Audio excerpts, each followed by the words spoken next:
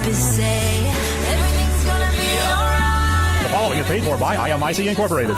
The Cure with Aimee Cabo is brought to you by IMIC Research. Life can bring many difficult situations: domestic violence, addictions, poverty, and even sexual abuse by your loved ones. Welcome, Aimee Cabo and The Cure. Good afternoon, and thanks for joining us today. You're listening to The Cure, and I'm your host, Aimee Cabo. We are live every Friday from 2 to 2:50. You can listen to us online at www.880thebiz.com. Download the app, 880 AM The Biz. You can ask Alexa, or there's different ways that you can listen to it because it also converts into a podcast. And if you've missed the show, you can listen to any previous shows. But today I am joined by Brett Nikolov, and I'm very happy to see him with us today. Okay.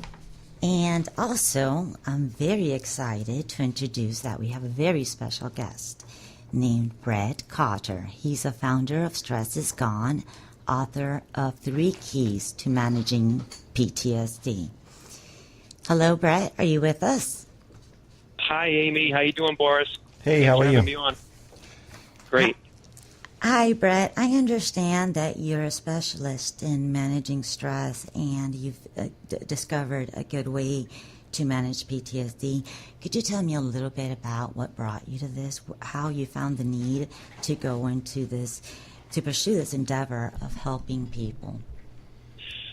So, at the very beginning, I needed help. I was 27.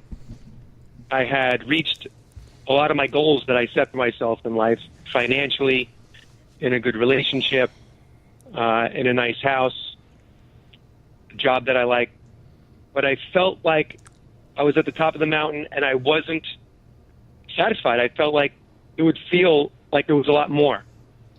And I still had a problem, which has been haunting me since I was 15, which was jealousy.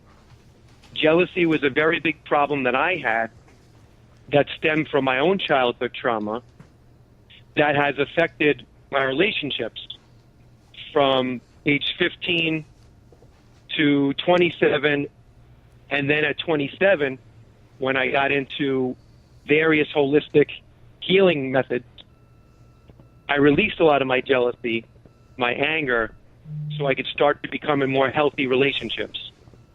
So it was my own jealousy that prompted me to get help, to introspect deeper, to help unleash and unlock the energy of anger, jealousy, the neediness that was in my heart from early in my childhood. So that was how I got into it, and I got lucky enough to come across a number of great teachers that helped me release this energy and break the patterns so that I could one day be in a healthy relationship without that energy of jealousy, anger, and without that level of reactivity that would eat up my relationships. That's really amazing, because a lot of us do deal with that. We deal with jealousy and we deal with anger. And as I describe in my book, Love is the Answer, God is the Cure, I don't know if I dealt with jealousy in a very healthy way, but as you can see, I did go through many different things, and I made many different errors so that more people can relate. Anyhow, so tell me, how long have you been studying this, ways to deal with stress and PTSD, because a lot of us are really suffering from this? Yeah, so I think in the next 10 plus years we'll start to see as a society, and maybe even worldwide, that PTSD is far more reaching than we know now.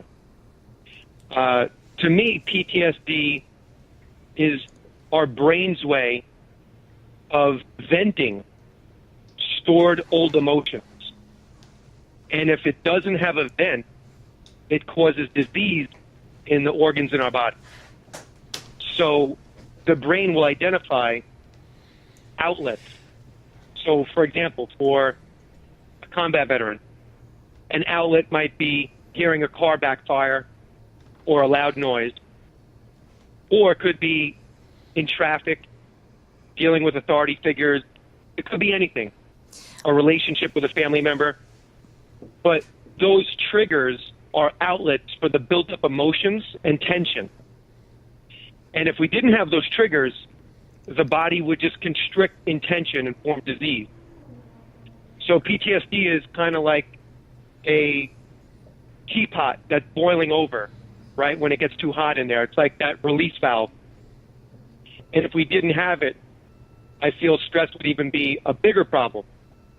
So I think we don't understand PTSD and what it does and what its purpose is.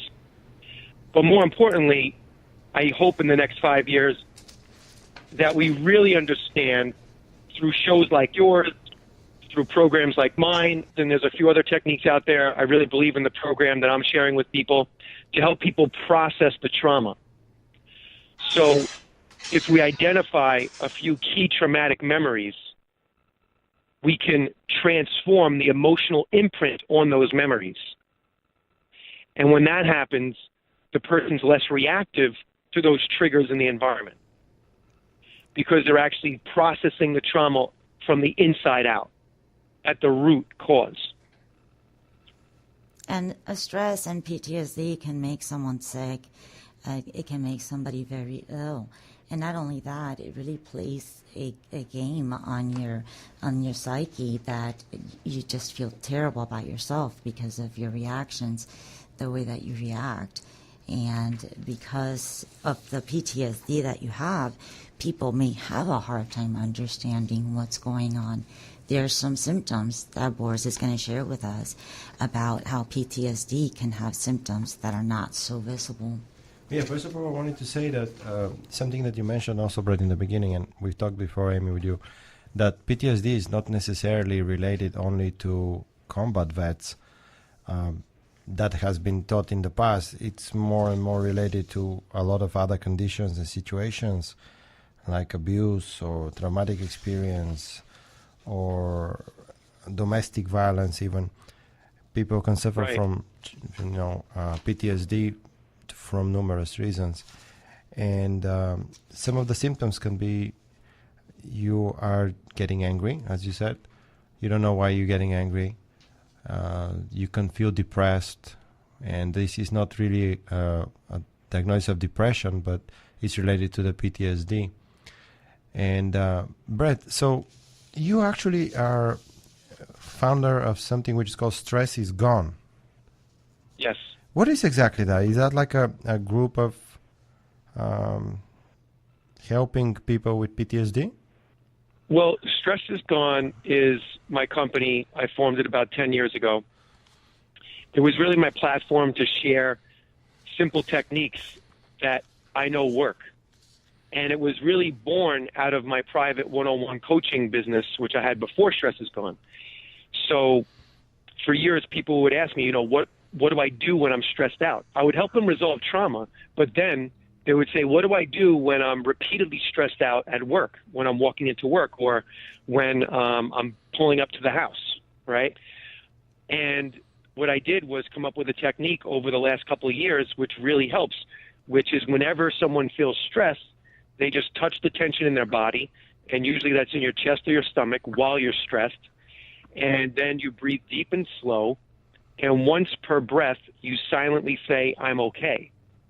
Now, those 3 steps used together at the same time activate the relaxation response, usually within a minute.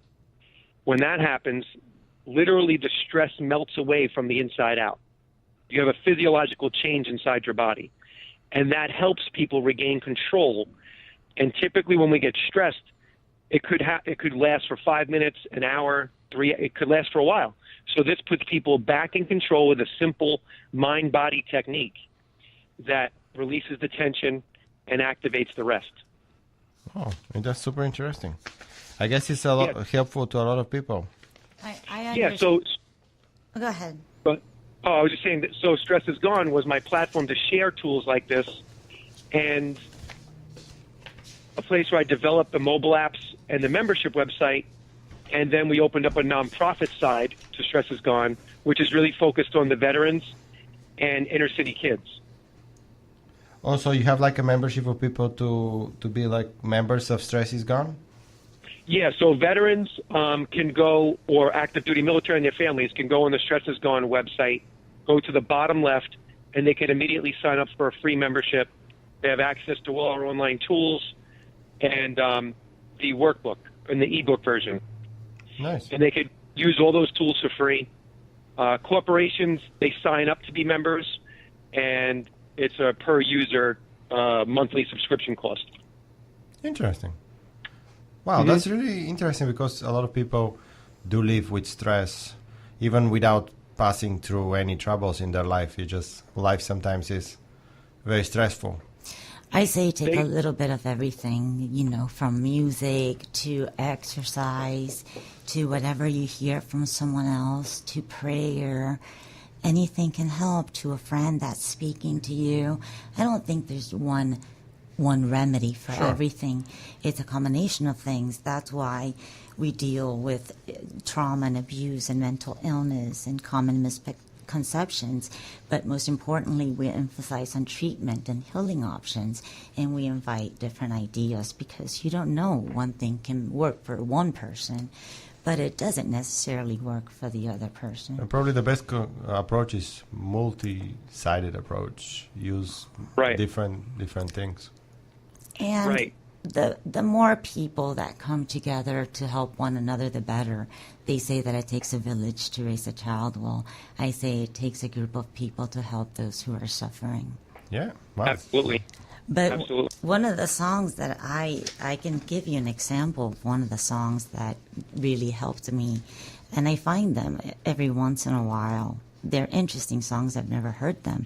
But this one's actually a video of these 4 guys playing the guitar in this little wooden church where there's maybe 2 or 3 people clapping.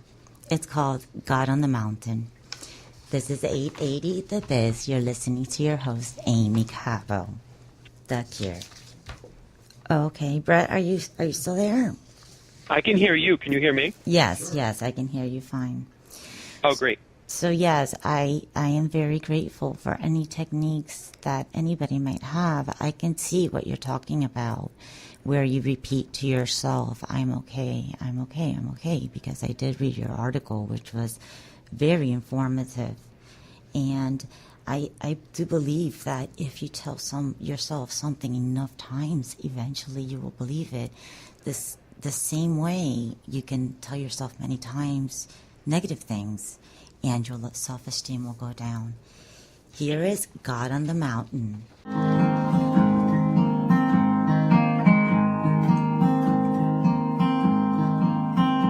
Life is easy when you're up on the mountain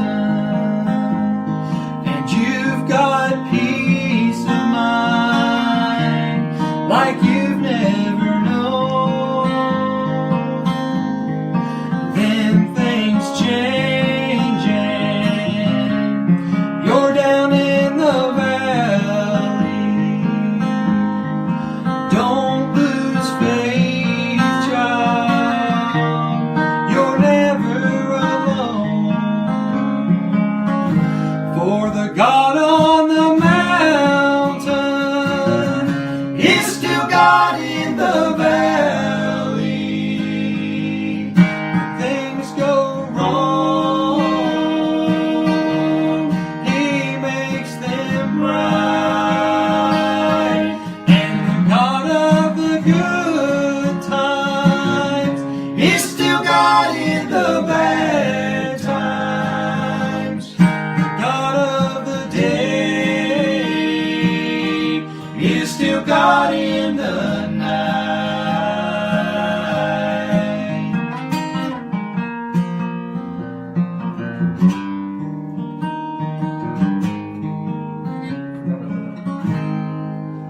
We talk of faith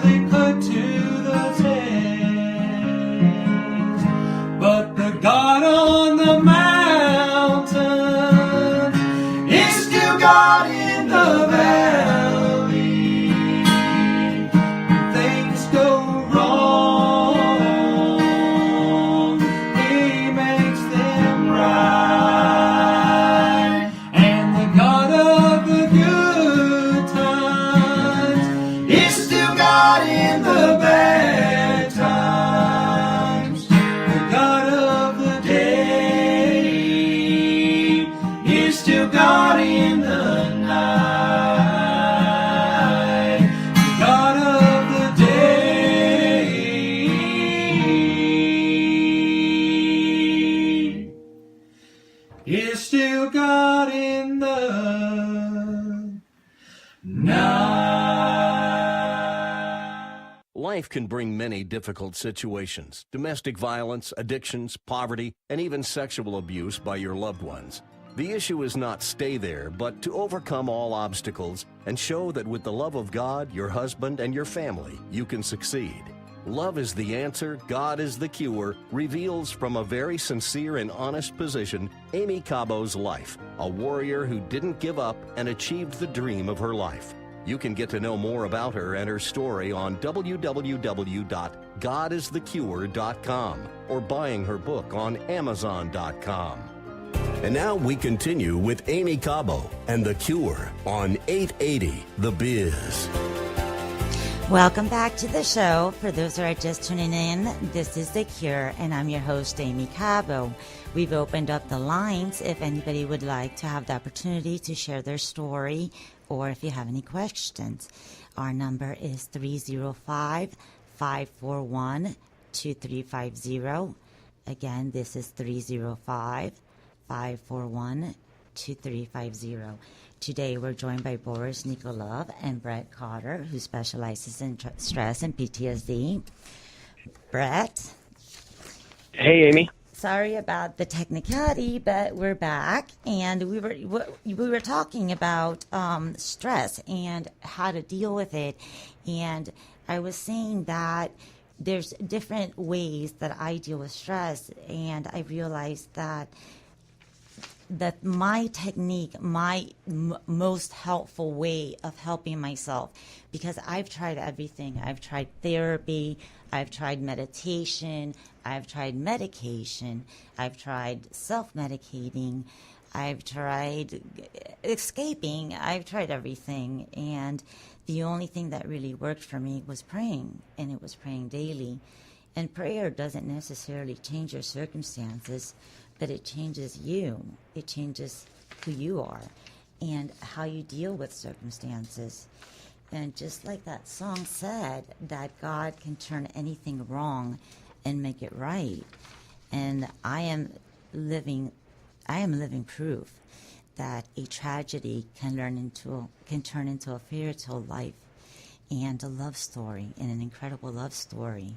And that's why after I wrote my book, that I saw that it was therapeutic, I started this show, The Cure, because I thought that if God was able to help me, then I can share this message with others, and He would help others. And also, I wanted to prove to everyone that somebody can really go through a lot of things, incredible things, things that people wouldn't even believe, and still make it okay as long as they have God in their life.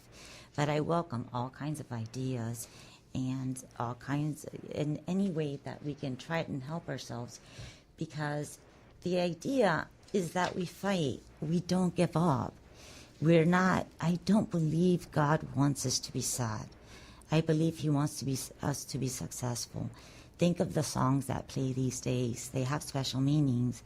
For example, Chlorine.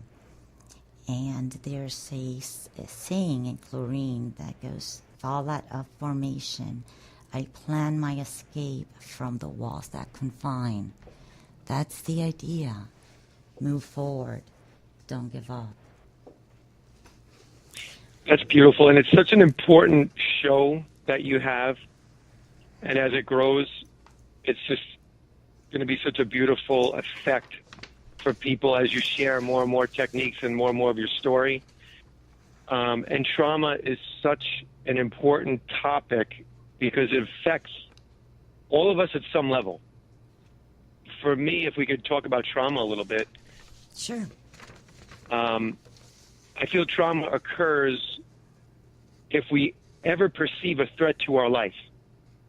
That could be in some kind of form of abuse, emotional, mental, physical, sexual, or if we see someone else or something else with a threat to their life. If a person that loves pets and animals and they see a cat get hit by a car, that experience will be traumatic for them. If an environmentalist sees deforestation, they could be traumatized by that because they're emotionally connected to that life form. So it's not just trauma to us, it's trauma that we could see someone else going through right in front of our eyes.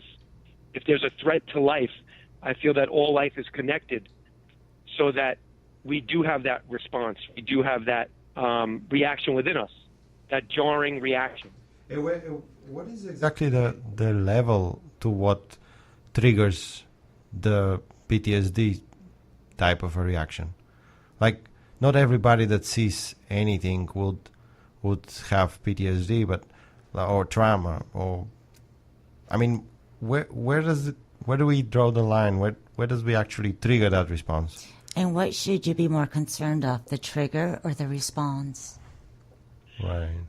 Well, you have to be aware of both, I feel, because, like, let's say I'm a combat veteran, which I'm not. I have 5 combat veterans in my family. But let's say I was a combat veteran. I come home and my wife is really triggering me, right? I have to be aware that she's my primary trigger, and I have to be aware of my reaction. And then through means of my own investigation or whatever tools that work for me, like Aimee was saying, there's all different types of people out there, all different types of techniques. You have to find the one that works for you, okay? So you would have to find the one that works for you and get to the source, get to the trauma, and process it.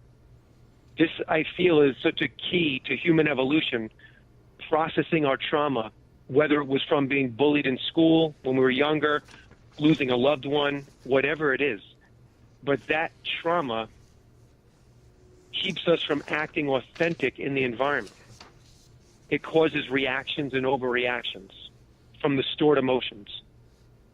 So if you think about the word reaction, it's reacting the past.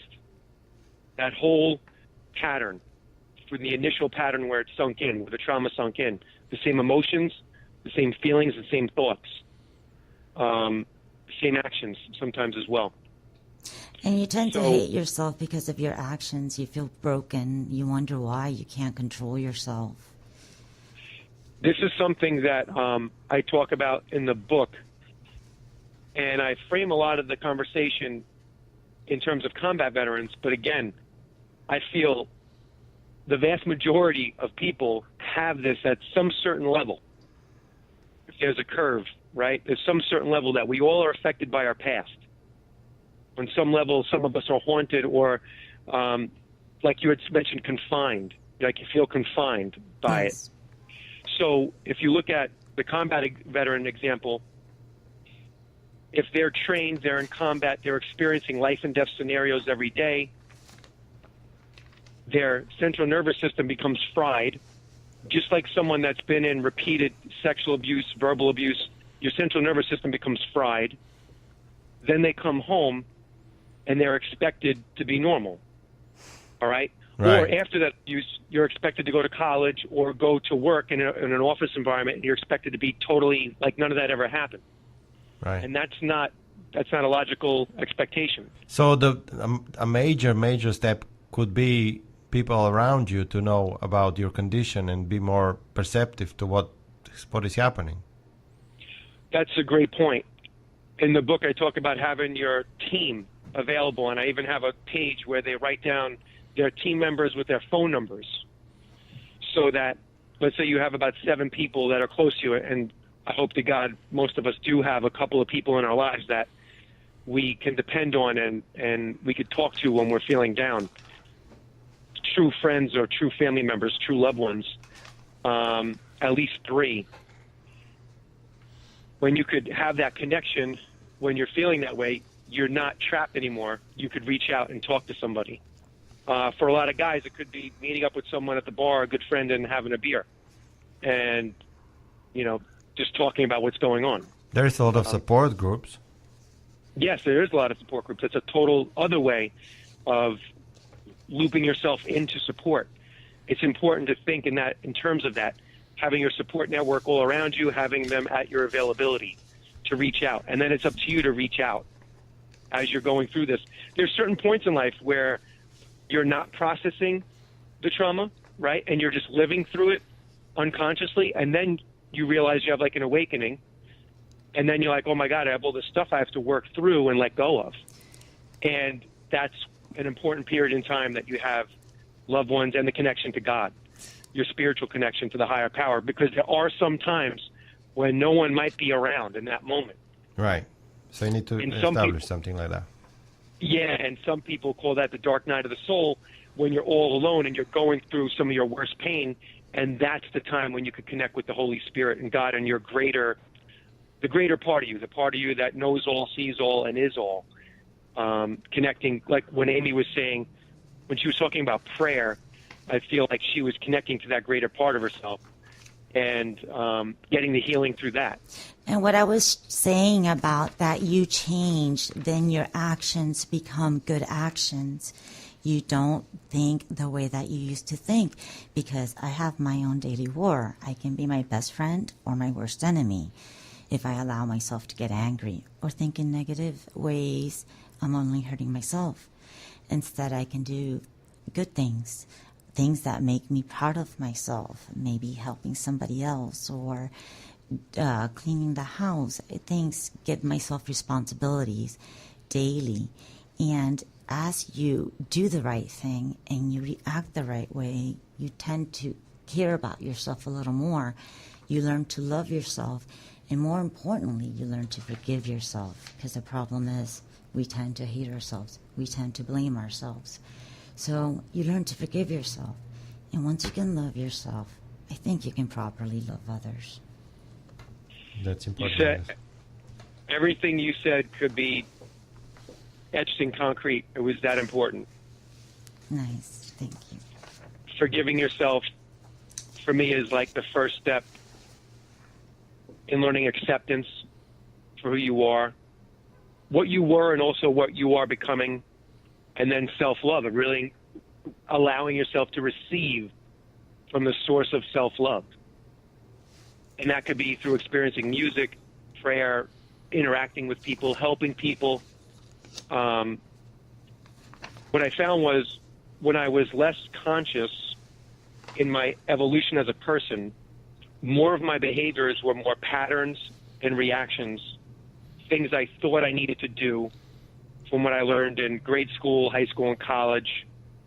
And then when I started meditating and letting go of some of my core issues that I've had since I was younger and getting a handle on it and letting it go, I was able to live more an inspired life, do the things that I really wanted to do that would make my heart sing, and really a lot of fun, bringing a lot of more fun, more love, more joy into our life when we're not running and working within those patterns.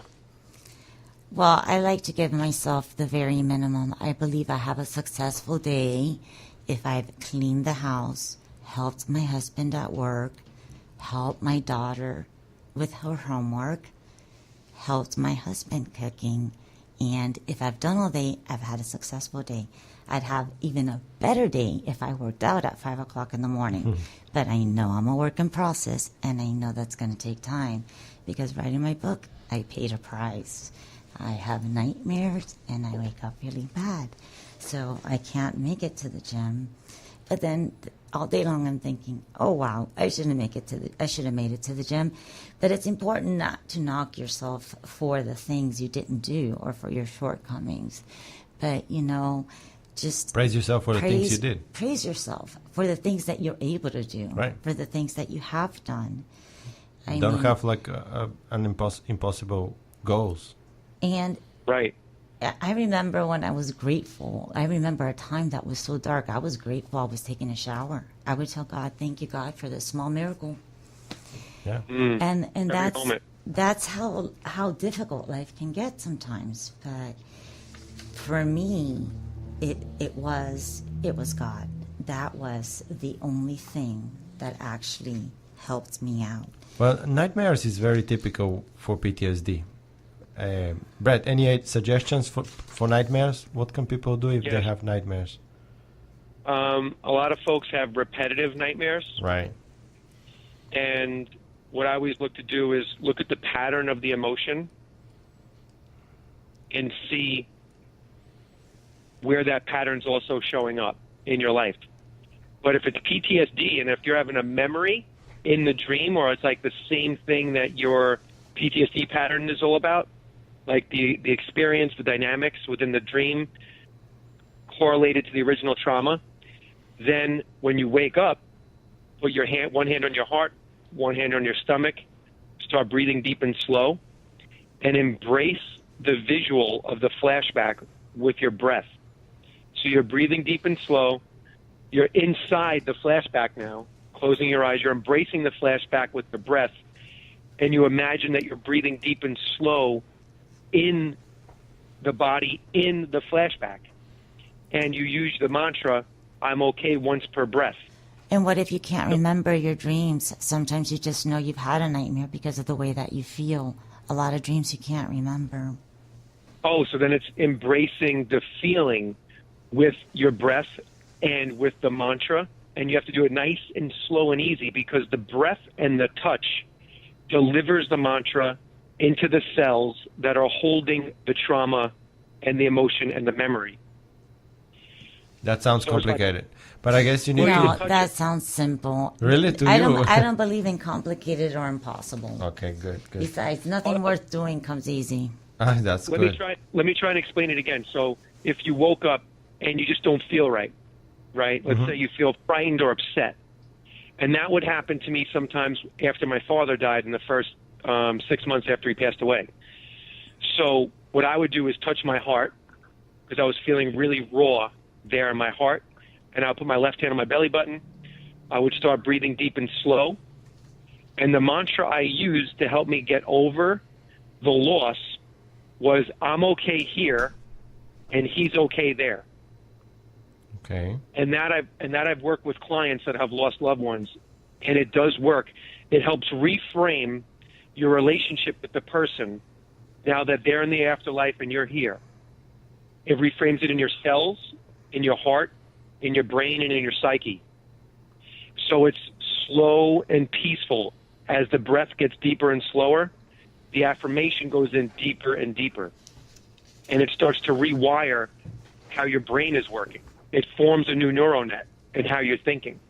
That's nice. Great idea. For those who are just tuning in, I'm your host, Aimee Cabo. This is The Cure. Our lines are open. You can call us at 305-541-2350. Again, this is The Cure on 880 The Biz. This is All My Hope Is in Jesus. By the Savior, and I feel fire from above, and I've been down to the river. Well, I ain't the same, prodigals return. All my hope is in Jesus. Well, thank God my yesterday's gone. And all my sins are forgiven. For I've been washed by the blood. I'm a stranger to the prison. Died on shackles and chains, but I've been free and forgiven. I'm not going back, I'll never be the same. That's why I say all my hope is in Jesus. Well, thank God my yesterday's gone. All my sins are forgiven. For I've been washed by the blood.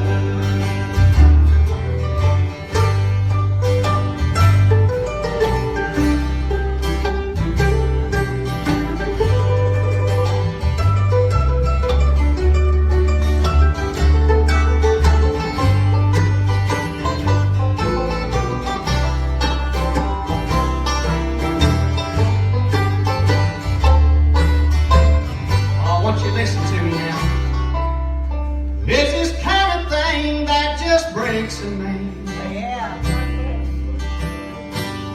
Brings him down to his knees.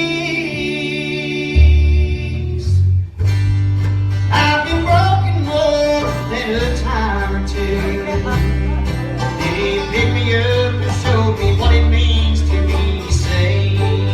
That's why I say all my hope is in Jesus.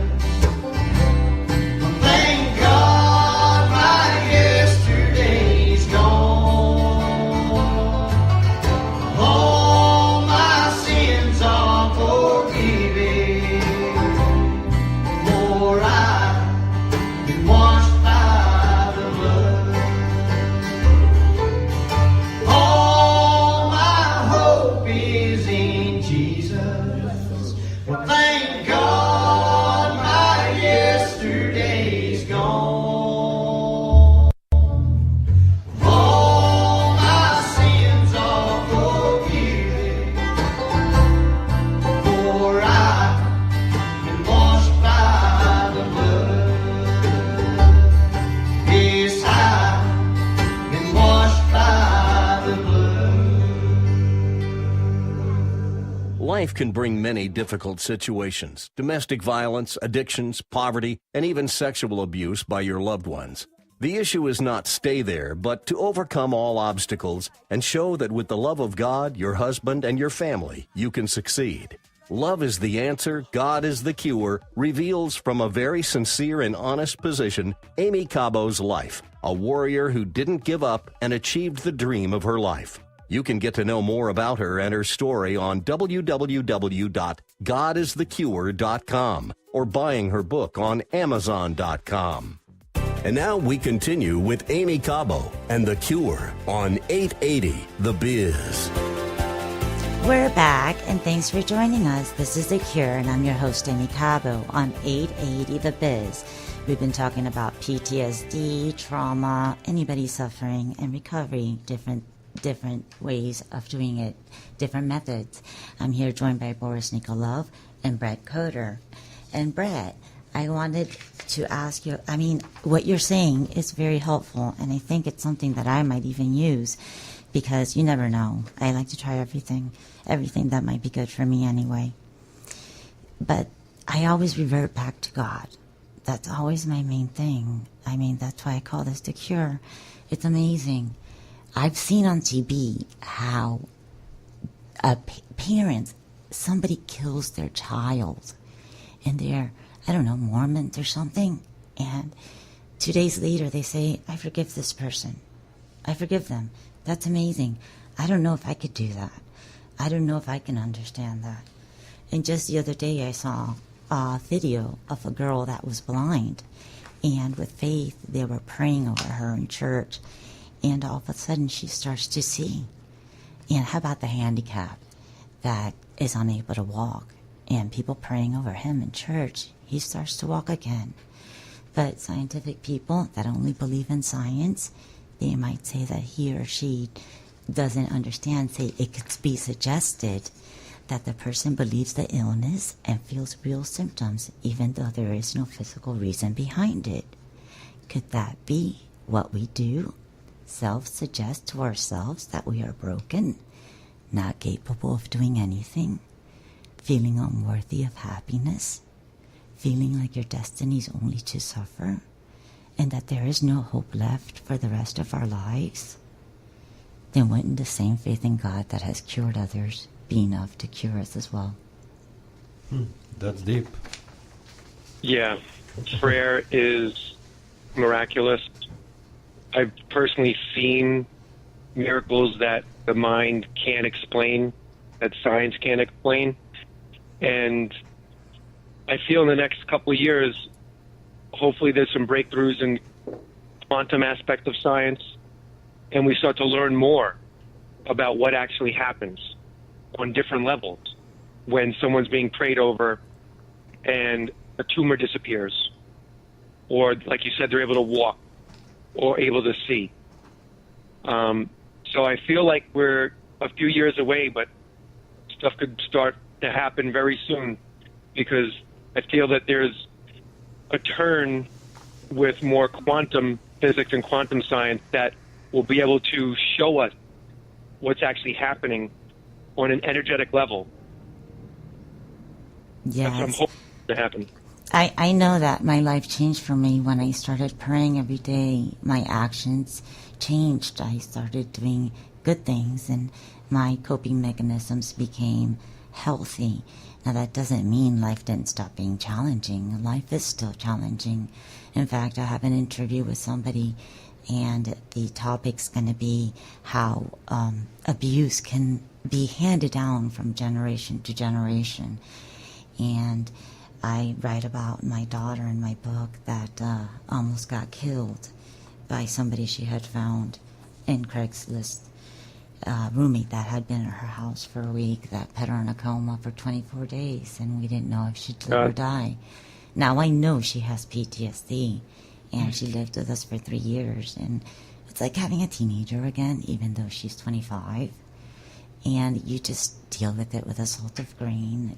You use a lot of psychology and try to retrain the behavior, try to teach her what's the right way very kindly, because they can very easily get offended. And well, now, just so everybody knows, my life is not perfect, even though it seems like everything's okay. It's God that's keeping me together, trust me, because I now that same daughter doesn't speak to me, hates me. And she's speaking to her father, who speaks to my mother, and I have a wonderful, dysfunctional family. Wonderful. It's like almost a joke out of it, but that's good. You're making a joke out of it. Well, Aimee, you say a lot, and I feel like God Yeah. is your central grounding cord. Thank you. And this is imperative for all of us to have that part of us that we're connected to. Because life is crazy. This is a crazy planet. Humanity is in a state of crazy emotions right now. And I feel like we're at a cusp of either evolving or devolving. So I really applaud you in that you have this platform, what you show, your book. You're so real. And with PTSD, when I heard your story about your daughter and what's happening, it's so hard to connect with someone mentally. And if we could just bypass it and go right to the love. And then we think about, where do we get our love from? There's God, right? So it's almost like a touch, a look, a hug, an embrace, time together. A child, a pet. Yeah. I see God Yeah. everywhere. A nice gesture, a good action, somebody that helps you out of the blue. God moves people. In fact, I think sometimes he plays certain songs at a certain time when I especially need it. Right. Yeah. So he does help. He does help out a lot. He's with us all the time. Yes, I mean, all I can do for my daughter, I have to admit, I will love her no matter what. I'm her mother. I fought for her all my life. Yep. But all I can do is pray for her. And I will pray until the day, until however long it takes. And I will forgive her how many times it takes, as God has forgiven me. And then another key component is getting really good at letting yourself off the hook. You know, when you were saying about not making it to the gym, stuff like that, really letting yourself off the hook quickly, really learning quick self-forgiveness. Well, see, I have an advantage. I have a mother who's a who's a narcissist. So they say children of narcissistic parents tend to be perfectionists. As of, I tend to be a little hard on myself. I'm aware of it. I'm working on it. Well, you'll use your perfectionism to get good at mastering self-forgiveness, right? Really Well, there you go. I'm trying to tell her that. Thank you, Brett. but mastering, letting yourself off the hook. And you could just say it. I'm letting myself off the hook. Visualize it. Coming out of your back, letting it go, throwing it to the side, and then walking forward and doing the thing you really want to do. Or run it over with the car. Got Well, I'll tell Oh my you. God. I'll tell you what, I use all different kinds of techniques. I self-suggest myself, like if I'm starting to feel bad, I tell myself God wants me to be of good cheer. And then I remember of God's promises and I'm able to snap out of it and I can ignore it. Sometimes I tell myself, oh, it's the devil and I'm going to fight him because I have God and I can win. So, but then there was this morning that, like usual, I get up feeling bad. So I'm thinking, I don't know how long this will last, but I know it will pass. Yeah. But then my daughter goes in the bathroom and she plays Echo, and the song that comes on, the song says everything's going to be all right, and it plays and repeats that's a itself. message. There and you go. that's what I can hear. Everything's going to be all right. And then the next song is thank you next. Like, what's wrong with you? You learn from your experiences. You're constantly living and learning. It's just something that happened. Next, what else comes my way? It doesn't matter because I have God with me. So thank you. Next. Right. So, and then the other song was no, no, no, no more crying, limitless. And I said, okay, I'm out of bed. That's great. That is really great. Whenever I'm coaching somebody with depression and when it's really hard to get out of bed, I always have them make a playlist of like their top 25 favorite songs. And it takes a while to go through and find that many songs. Yeah. But whenever they're taking a while to get out of bed, or it could be any point in the day while they're driving, those songs are on. And they're hard to not sing with and sing along with. So that kind of like lifts your spirits just from doing that. So music is such a big key, I feel, especially with depression. Even if you're not in the mood yet to sing along with it, but just from hearing it, it starts to click into your brain, and then it starts to wake you up and get you back into yourself again. Because you have so much memories of enjoying that song. So your body knows how to enjoy the song. I There's mean, muscle there. there's so many things you can do. Sometimes a hot shower will work. Sometimes I'm feeling bad and I'll start praying my rosary video. It's very easy. There's a nun and a priest saying it. There's song. There's storyline. All I have to do is sit in my mind. I don't even have to keep count. It's super easy. Why not? And for some reason, after I finish, I'm okay. So prayer does work. Right. Though, Right. And yes. just one thing I wanted to talk about God for a Sure. moment, just because it's a central component Please. to your show, your book, and your mission, really, it seems like. The only reason I meditate is so that I could hear him when he talks to me. So for me, prayer is when I'm talking to him, and meditation is when I'm listening.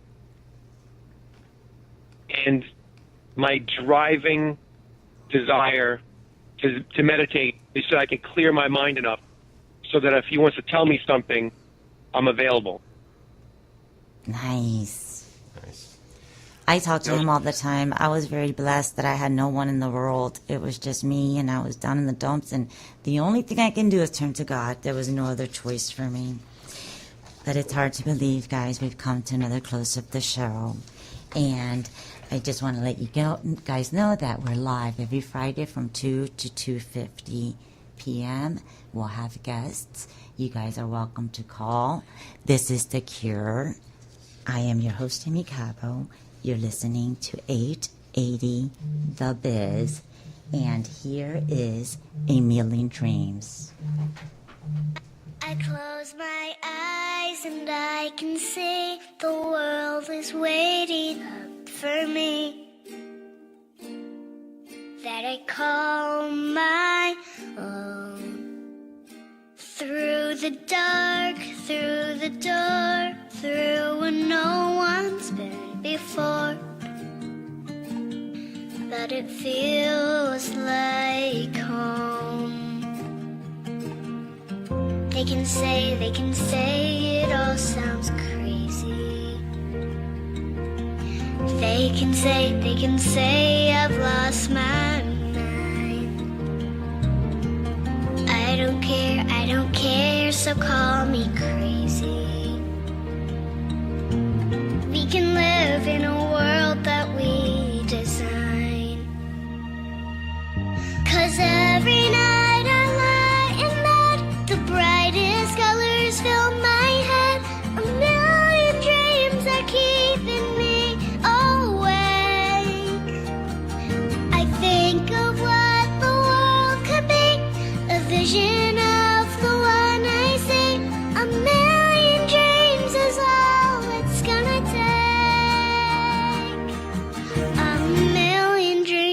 the world we're gonna make.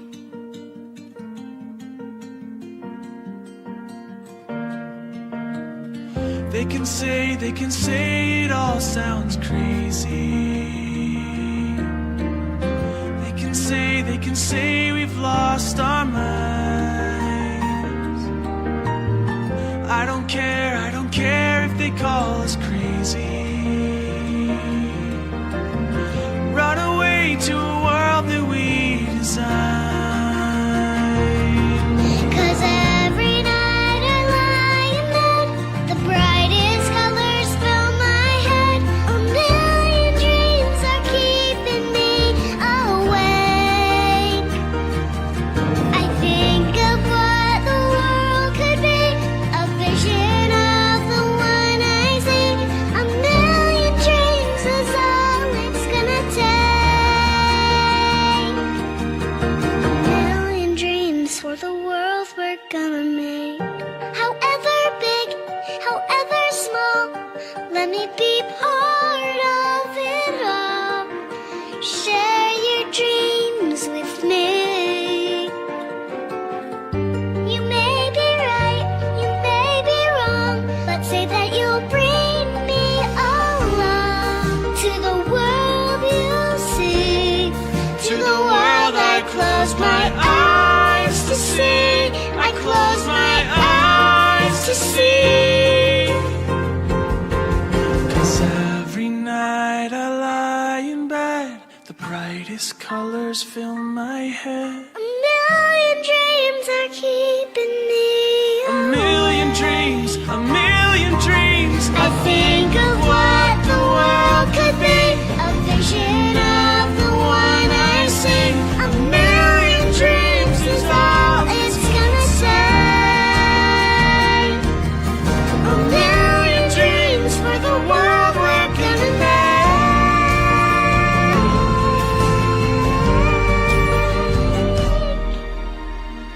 For the world we're gonna make. Love is the answer, God is the cure, reveals from a very sincere and honest position Aimee Cabo's life, a warrior who didn't give up and achieved the dream of her life.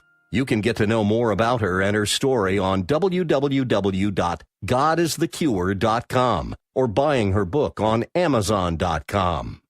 And now we continue with Aimee Cabo. And The Cure with Aimee Cabo was brought to you by IMIC Research, 786-310-7477 or www.godisthecure.com. Tune in every Friday at 2 p.m. for The Cure with Aimee Cabo, right here on 880 The Biz.